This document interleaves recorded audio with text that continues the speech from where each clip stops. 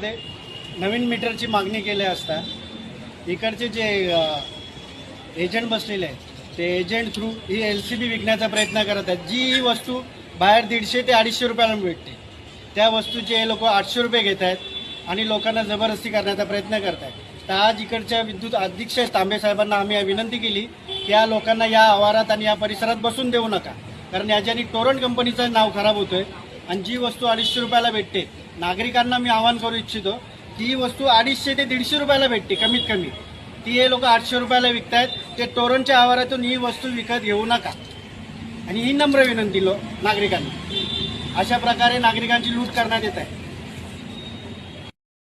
याच गोष्टीचे चालू असतात। मला पण नंतर फोनवरती टोरंटने कंपल्सरी केलं, टोरंटनी